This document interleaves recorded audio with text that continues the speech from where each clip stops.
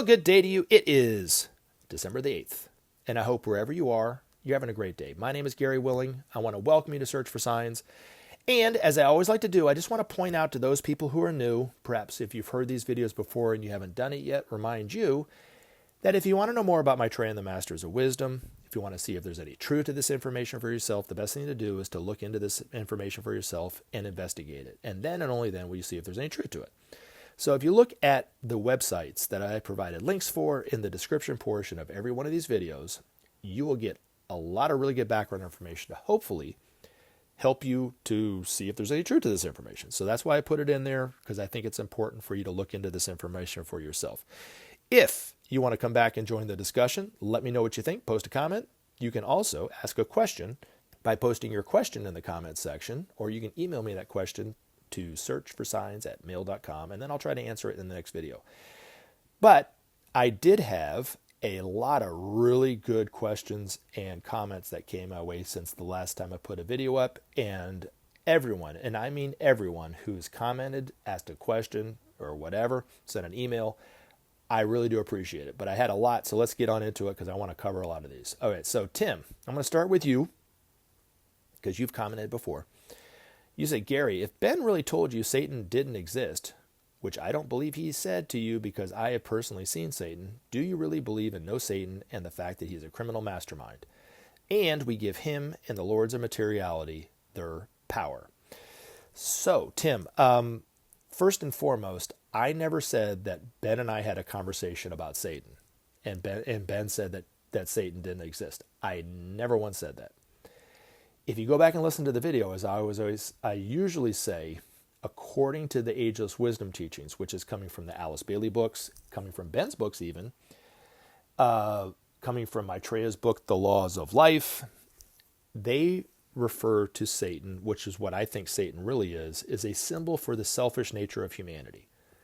That's why it was written in the Bible in the way that it does, in the way that it was, that it was not written in there to talk about a fallen angel as most Christians take it to believe, and then take it on face value that that's what the truth is. I don't believe it to be true. I think that what they are thinking the devil is a myth. Just saying. Now, you and I can still be friends, and you and I can still share a common purpose if, might I suggest, you believe that Satan exists, you think that you saw him and he's real, but yet you still want peace in the world, you want to see the end of hunger, then you and I can get along just fine. You know what I'm saying? We don't have to see eye to eye on everything. We're never going to agree on everything because we're different people, right? My beliefs are different than yours. It's okay.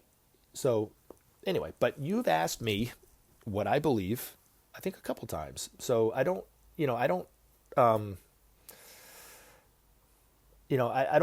want to bring it up again, but you brought it up again. You know what I mean? So I feel funny saying that like that, but you see what I'm saying, Tim? I mean, so, don't take it that, it's important for me that you believe what I believe. Does that make sense? You believe whatever you want to believe about Satan or God or whatever, right? But since you brought it up and since you asked, because you said, do you really believe in no Satan? Yes, I really believe in the fact that there's no Satan. That's what I believe. I believe that Satan is representative of my own selfish nature, just as Satan is represented in the Bible as your own selfish nature and everybody else's selfish nature, because we're selfish creatures. We're humanity. Now, we believe ourselves to be separate. That's what makes us selfish. All the problems in the world, all the problems with our own life, all this disease within our own bodies even, the suffering in the world and so forth, the diseases in the world are all caused by humanity's belief that we are separate. In fact, Ben's master wrote it like this in Health and Healing Part 2. He said, disease is ultimately the result of wrong relationship. To our higher self, the soul, to our brothers and sisters throughout the world, and to the whole of which we are a part. By the misuse of soul energy, we set in motion the causation. By wrong relationship to our fellows, we bring about disequilibrium and disharmony and illnesses of all kinds. Through our sense of separation, we cut off ourselves from the healing potencies which everywhere surround us. Now, the reason why I'm saying that is because when we try the principle of sharing as a humanity, okay, one of the major ills throughout the world, hunger and starvation and abject poverty, according to Ben's master, will be cured within days. And then another problem or another ill of the world, injustice, will be cured, and I'm putting that in quotations, right, for this one. That illness will be cured, injustice, probably within a matter of weeks. And trust amongst the nations will start to be established within months. And good will start to be established probably within the year. Peace will be established within a few years. And then manifested love will be love will be manifested on this planet if we try the principle of sharing within probably a decade. True manifested love. We will see the world differently. We will see each other differently by just trying the principle of sharing. But when we as a people look to something like Satan and say, well, the devil made me do it, and this is just what people say from time to time, right? We take all our power and we give it to whatever. And in this case, I think they're giving it to a myth, something that doesn't exist, and therefore aren't really learning the lessons that you need to learn. When the lesson is that when we harm someone, the harm comes back to us in equal proportion, without exception. Jesus put it like this: what you sow shall you reap. So if you put out loving thoughts, you get loving thoughts back. If you put out critical thoughts, you get critical thoughts back. If you're a critical person in your speech, you get criticism thrown back at you. And now, if you're a truly loving person like Jesus, you're going to have criticism thrown to you, but that's a whole different reason why. But you know what I'm saying? But people who are very critical, for instance, want nothing but love coming back to them, but yet they wonder why nobody loves them. You know what I'm saying? Nobody shows them any affection or courtesy or care, right? Because they're critical and they're miserable people to be around, right? All they have to do is change that one thought, and they'll start to see people treating them differently. Why am I saying this? Because I've done this same thing. I was very critical of other people and wondering why people weren't loving and respecting me and liking to be around me. But once I changed that, I started to notice a change in everybody else. It's very clear. I was the one that was doing it. The devil wasn't doing it in my life. I was doing that problem. Yeah, I was doing it. Does that make sense? So people put the devil on a lot of things. They say that the wars are created by the devil. No, the wars are created by the injustice in the world through the disequilibrium caused by the extreme poverty and the extreme wealth in the world and those kind of things, and the distrust and the resentment that comes from that. That's where wars come from. So anyway, and then once we start seeing our role in it, we will change it. But when we think somebody else is responsible for it, we don't have to change anything. So anyway, that's what I think. Ultimately, Satan wasn't really meant to be viewed in the way that most people view it. So, but again, Tim, if you believe it, you believe it. It's no big deal, right? I believe things that I'm sure aren't true. You know what I'm saying? And if I were to tell you all the things that I believe, I'm sure you'd be like, Gary, you're crazy.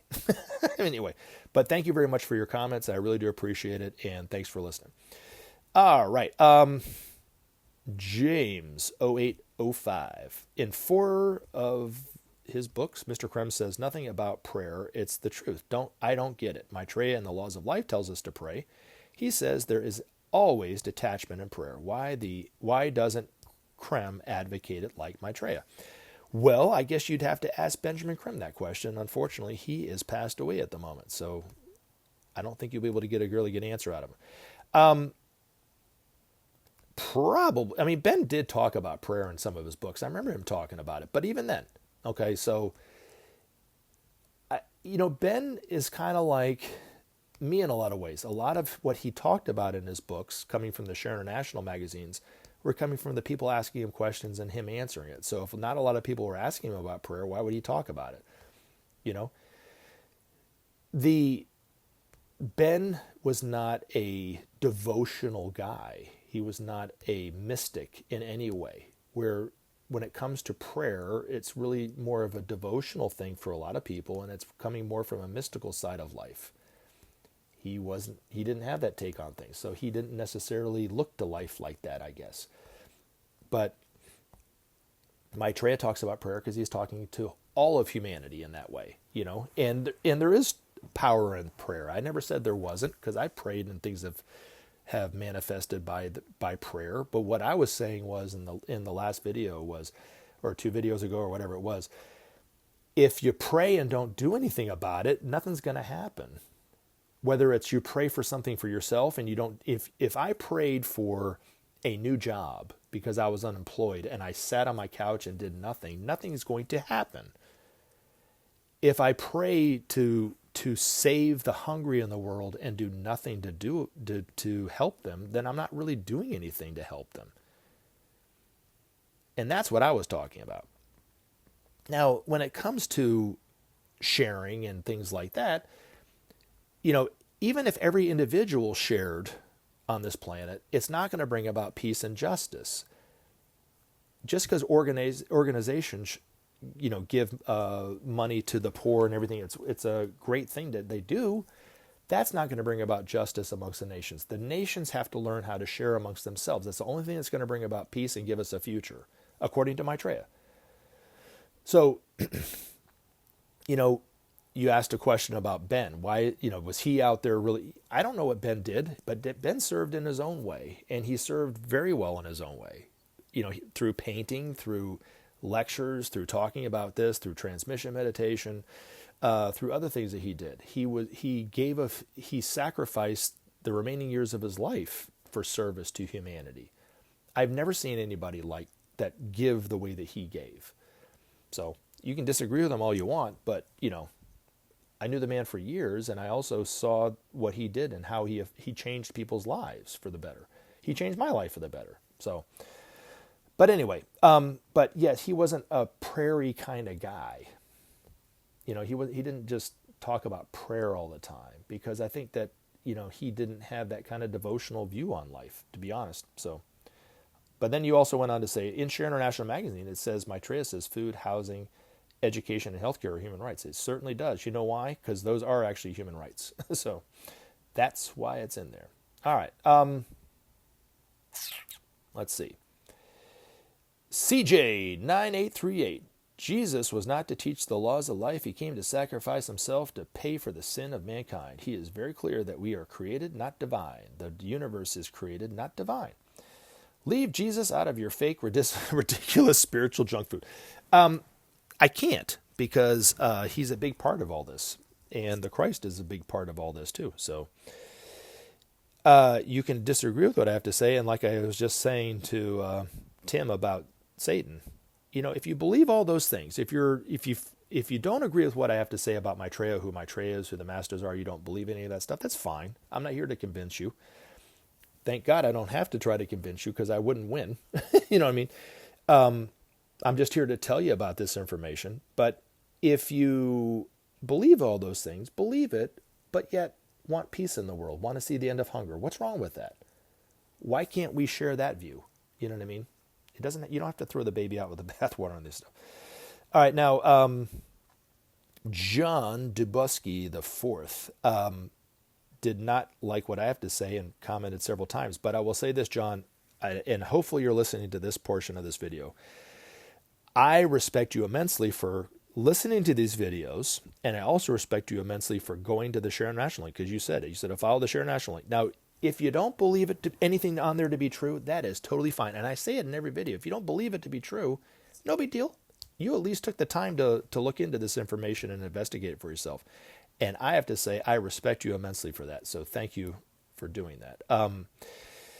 At the end of the day, like I said, if you don't believe it, you don't believe it. Now, I did want to talk about a couple things. One, you said at the 5-minute, 49-second point, which means you were listening to these videos. Thank you. You make a statement that Maitreya knows the human heart is sound. Jeremiah 17:9, the heart is deceitful above all things and desperately wicked. Who could know it? Jeremiah also said, and let me flip to where it says it. Here it is.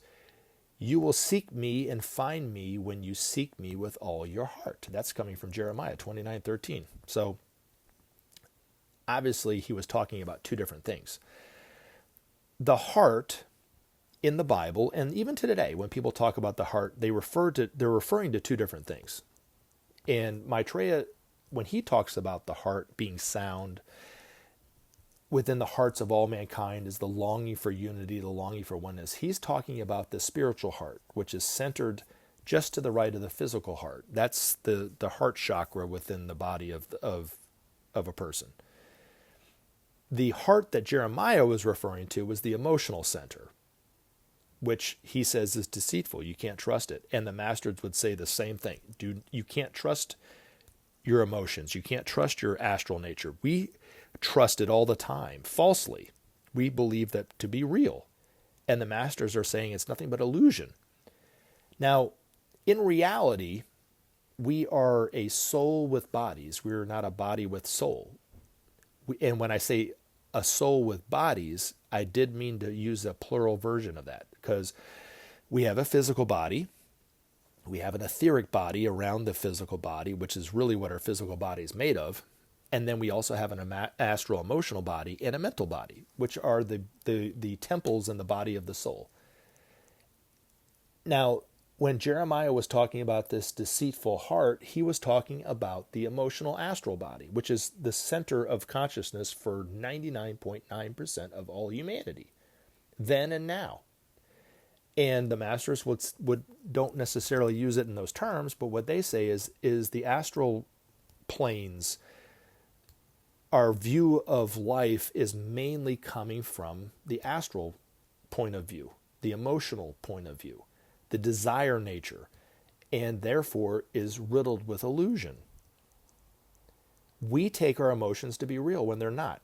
Maitreya even says, core to his teachings is honesty of mind, sincerity of spirit, and detachment. The only way to detach the only way to see life as it truly is to be detached. And when you're in the throes of emotions, you're not detached. So Jeremiah and Maitreya are talking about the same thing, but to different people. And these masters will teach humanity how to be detached, how to see the unreality of our own emotions. But when Maitreya talks about the heart, which in certain parts of the Bible, they're talking about the spiritual heart. Jesus spoke about it too in that way. To love the Lord thy God with all thy heart and all thy soul, right? I mean, that's in one of the commandments, right? That's not the emotional heart. That's the spiritual heart, right? But that heart is sound. But the problem is that most of us don't experience life from the heart point of view. We're only experiencing it from the emotions.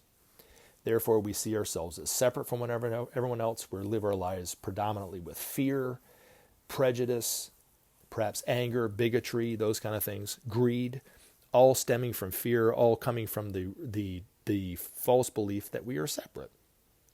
When we see ourselves as one, those things simply fall away. And Paul talked about it, and I've mentioned this before, but there's a wonderful verse in the Bible that talks about it. And Paul wrote it like this. He said, "Owe no man anything but to love one another. For he that loveth another hath fulfilled the law. For this, thou shalt not commit adultery, thou shalt not kill, thou shalt not steal, thou shalt not bear false witness, thou shalt not covet. And if there be any other commandment, it is briefly comprehended in this, saying, namely, thou shalt love thy neighbor as thyself. Love worketh no ill to his neighbor, therefore love is the fulfillment of the law." He was talking about nothing but unity. When you experience unity, you cannot lie. When you are truly seeing life as it truly is, you cannot kill another person. You can't harm anybody because you're harming yourself when you do it. You can't be jealous of somebody else and what they have if you're truly seeing life as it truly is, which is one. You don't want what the other person has. You don't need what the other person has. You have everything you need within you, right? And that's what Paul was saying. And so that's what Maitreya is talking about. Within the hearts of all of us is that desire for oneness and truth, because that's the truth of all life. The Christians don't believe it to be true, but when they see what Jesus was saying is when he was talking about was really talking about unity and not talking about some kind of secular belief, it will open their eyes to what he was really saying in the Bible. So Anyway, hopefully that helps. Now, John went on to say, he said, Jesus said, many shall come in my name, is a phrase found in Matthew 24:5. Yeah, I agree totally. Where Jesus warns that many people will come claiming to be him or acting in his name, or even though they are false prophets and will deceive many others. Of course. And even on this little channel, I've had people from time to time, not all the time, but from time to time, claim to be Maitreya, claim to be the Christ, claim to be God himself. I cannot tell you that how many times that's happened, right? Because it's happened more than once. It's happened more than twice, more than 3 times, more than 5 times. It's happened quite a bit of times. Maybe not every week, but it's happened quite a bit. Where somebody will email me and say, no, I'm Maitreya. Well, Maitreya's never going to email me telling me he's Maitreya. He's never going to do that. He's never going to comment on my channel and say he's Maitreya. He's never going to do that. You know what I'm saying? Because he doesn't like those names. That is his name, but that name causes confusion. So people refer to the Christ as the Christ. They see him as Jesus, right? Or they see him as this. But also the Muslims see the Christ as the Imam Mahdi. That's the name that they refer to him as. The Jews refer to him as the Messiah. The Hindus refer to him as the Kalki avatar. The Buddhists refer to him as the 5th Buddha, Maitreya Buddha. But Maitreya says, these are just names that you guys came up with. He didn't say it like that, but he said, these are just names that people have come up with, right? And they cause nothing but confusion. He only wants to be referred to as a teacher. He's not claiming to be Jesus. He knows he's not Jesus. Jesus is a separate master from him. But who and what he is as the Christ is different than what Christians believe the Christ to be. Christians believe the Christ to be the only true Son of God. So they think that when I'm referring to Maitreya, I'm saying he is the only true Son of God, not Jesus. And I'm not saying that. We are all sons of God. We are all divine, which is also a belief that Christians don't believe. But if they just read in their Bible, they would see that Jesus talked about that same thing too. Greater things than this shall you do yourself. This is something that Jesus said, referring to the miracles that he was performing. He said this.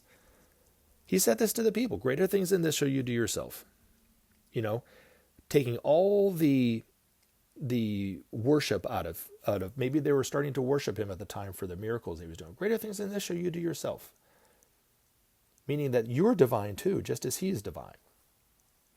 So, anywho, but many people are coming in his name. Now, to swing it back into the political arena, because I was just watching some videos about politics. So anyway, even in politics, there are people who claim that they are being influenced by God. And you can see the results of their work in that way. Nobody who's truly influenced by God or influenced by the Christ is going to claim that they are influenced by the Christ. You're just going to be able to see it and recognize it, or not. But they don't claim it. Anybody that claims to be backed by Jesus is probably more than likely not backed by Jesus. And you can see it in the results of their work. A tree is known by its fruit, as Jesus said, right? I'll give you a couple examples.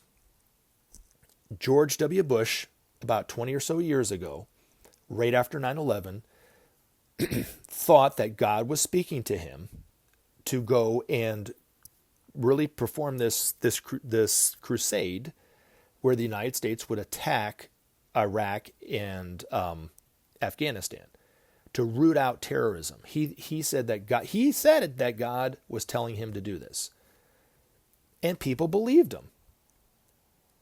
Now, people such as myself and a lot of my friends, and I know Benjamin Creme, was like this too, did not believe it at all, and were standing out against the war in Iraq. And I stood out against the war in Iraq many times. Didn't work, but I stood out there, to voice my object to going into Iraq and attacking Iraq. He said that God was encouraging him to do this. So many of my friends and family and coworkers and people that I talked with about this were convinced that he was being influenced by God in that way. And yet the result was not what he promised, which was security for the United States, security and peace established in the world, which is what he was claiming it would do. It did nothing to that. It destabilized the Middle East. It destabilized peace within the world. It created a huge debt on the United States, and more than anything, it killed innocent civilians that had nothing to do with 9/11. That is a prime example of not wanting to follow somebody who claims to have the Jesus, in their corner, claiming to do Jesus's work. And then if you look at the political arena today in the United States, there is a political party, the Republican Party, which is the only party doing this. Now, I have my beef with the Democratic Party too, but they are not doing what the Republicans are doing. The Republicans are claiming to have Jesus as a Republican. I was in a church not too long ago where the pastor said, "How can you claim to be a Christian and vote Democrat?" They are claiming that Jesus is a Republican. Most Christians claim that Jesus is supportive of capitalism, commercialization, and making a profit at all cost. And yet they, I think, are doing exactly what Matthew was warning. You're claiming to do Jesus's work when in actuality you're not. And it doesn't take much to see whether they truly are doing God's work or not by the results of their actions, their fruit. The tree is always known by its fruit. Now, George W. Bush claimed to be doing God's work and he said that by attacking those two countries would bring about peace and stabilize, peace and bring about security to the United States. Did it or did it not? It did not. Maitreya says that sharing alone will bring about peace. Did it or did it not? Well, if you look to the Marshall Plan, it did. Those nations that participated in the Marshall Plan have not attacked one another since the Marshall Plan was implemented and stopped 70 some odd years ago. So the fruit of that tree, is peace. They're the same. So that would give you an indication of who is really doing and saying God's work, Maitreya or George W. Bush. You don't have to believe Maitreya is the Christ. I never said you had to believe Maitreya is the Christ. I never said that you should follow Maitreya. Maitreya doesn't want followers. He's said it himself. He does not come to create followers. He's not even coming as a religious leader. And he's also said that those names that people look to him as are nothing but names that cause confusion. Just look to him as a teacher. That's the difference. Maitreya is not even claiming to be the Christ on TV. He's only claiming to be an ordinary person. You see what I'm saying? So, and I'm not telling you, and Ben never told you to go check out this channel because that's where Maitreya is. Did they? Or am I? Right? So hopefully that clears some of that up. But John, at the end of the day, I really respect you for taking time out of your day to go to the Share International site. I respect you for taking the time to listen to these videos, whether you agree with them or not. You know what I mean? And you don't have to agree with. Nobody has to agree with this, what I'm saying. I don't expect you to agree with it. But my job is only to tell you about it. And then what you do with it and what you believe is what you do with it and what you believe. But anyway, I love you guys. Thank you very much for the comments and the questions. And I look forward to putting up videos in the very near future. Have a wonderful day. Remember to take action and help SOP save our planet. Thanks for listening, and we look forward to talking to you again in future videos.